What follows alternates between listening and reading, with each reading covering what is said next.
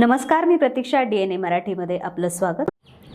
पाथर्डी तालुक्यातील आमदाराला आपण किती दिवस खांद्यावर घेऊन फिरणार हे आता आपल्याला कळायला पाहिजे. या मतदारसंघात शेवगाव तालुक्याला हक्काचा आमदार नसल्यानं या भागाचा मोठ्या प्रमाणात विकास खुंटला असून या तालुक्यात हक्काचा आमदार असल्यास शासनाच्या सर्व योजना आणून मोठ्या प्रमाणात आपल्या तालुक्याचा सर्वांगीण विकास करता येईल. आज सर्वच बाबतीत शेवगाव तालुक्यातील शेतकऱ्यांवर मोठ्या प्रमाणात अन्याय होत आहे आणि हा होत असलेला अन्याय दूर करण्यासाठी आपल्याला हक्काच्या लोकप्रतिनिधीची गरज असल्याचं प्रतिपादन शेवगाव कृषी उत्पन्न बाजार समितीचे माजी सभापती रामनाथ राजपुरे यांनी केलं. शेवगाव तालुक्यातील बालमटाक येथे शनिवारी 16 रोजी सकाळी अपक्ष उमेदवार माजी आमदार चंद्रशेखर घुले पाटील यांच्या प्रचारार्थ गावातून भव्य प्रचार रॅलीचं आयोजन करण्यात आलं होतं. यावेळी आयोजित प्रचार रॅलीत श्री राजपुरे बोलत होते. ज्ञानेश्वर कारखान्याचे माजी संचालक मोहनराव देशमुख, सरपंच डॉक्टर राम बामदळे, भानुदास गलदर, रतनराव देशमुख, दत्तात्रय भिसे, प्रशांत देशमुख, बाबासाहेब देशमुख, बादशाह शेख, सत्तार शेख यांच्यासह कार्यकर्ते, पदाधिकारी आणि ग्रामस्थ मोठ्या संख्येने उपस्थित होते. प्रतिनिधी इसाक शेख, DNA मराठी.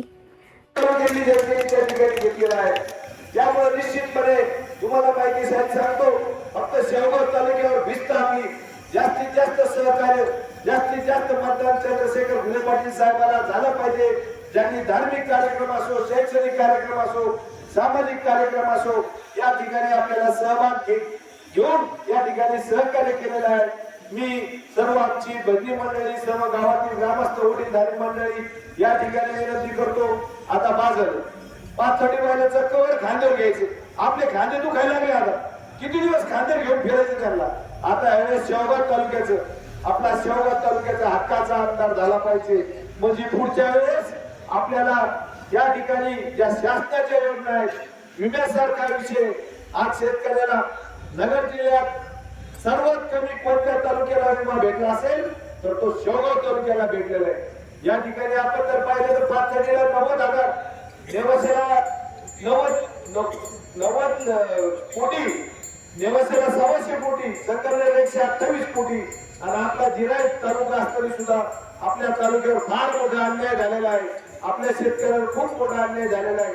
या ठिकाणी विम्याच्या माध्यमातून शेतकऱ्याला आपल्याला जर इथून पुढे भविष्यात सहकार्य करायचं असेल तर मदत करायची असेल तर मित्र निश्चितपणे आपला हक्काचा आमदार असला पाहिजे. आपण कोणी कार्यकर्त्यांनी फोन केला, तुमचं सुख दुःख असो, आपल्याला माहिती आहे मध्ये कोरोनाचा आजार आला, त्या ठिकाणी एवढा आजार असताना भाऊने त्या ठिकाणी आपण विनंती केली. बोदेगावच्या ग्रामीण रुग्णालयामध्ये कोरोना सेंटर त्या ठिकाणी सुरू केलं आणि गोरगरीब जनतेला त्या ठिकाणी दवाखान्याच्या माध्यमातून मोफत शासकीय रुग्णालय 1 रुपया न घेता कोरोनाच्या आजारावर ती परिस्थिती असताना एक मदत सहकार्य केलेलं आहे. नेहमी आपल्या हाकेला होत येणारा मनुष्य या ठिकाणी आहे. कोणी कार्यकर्त्यांनी फोन केला, सर्वसामान्य कार्यकर्त्यांनी तरी त्या ठिकाणी साथ देणारे हे भाऊच आपल्या हक्काचे आमदार आहेत. आता या ठिकाणी खूप कामधंद्याचे दिवस आहे. मला जाणीव आहे सरी आमची तरुण मंडळी, आज कोणी कापसाची विक्री चालू आहे, कोणी सरकी उपटून ऊस लावायचा. यावर्षी निसर्गाची साथ चालली आणि या ठिकाणी आपल्याला भविष्यातले प्रश्न, विजेचे प्रश्न असतील, या ठिकाणी मोठा ट्रान्सफर आपल्याला सेपरेट बसवावं लागणार आहे. कारण अजून 1 महिन्याने पहा आपली लाईट 1 दिवसाने राहील. आपल्याला माहिती सुकली 1 दिवस, बलम टाकली 1 दिवस. आणि हे प्रश्न सोडवायचे असेल तर हक्काचा आमदार 10 वर्षापासून आपली लाईटची वाईट परिस्थिती या भागाची आहे.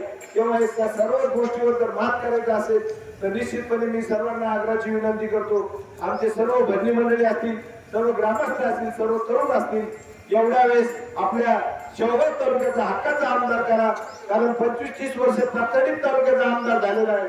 आपलं 2.25 लाख मतदान शेवगाव तालुक्याचं, 2.25 लाख. मला विचार करा, 7% जरी मतदान झालं तर 1 लाख मतदान भाऊला या ठिकाणी शेवगाव तालुक्यातून होऊ शकतं.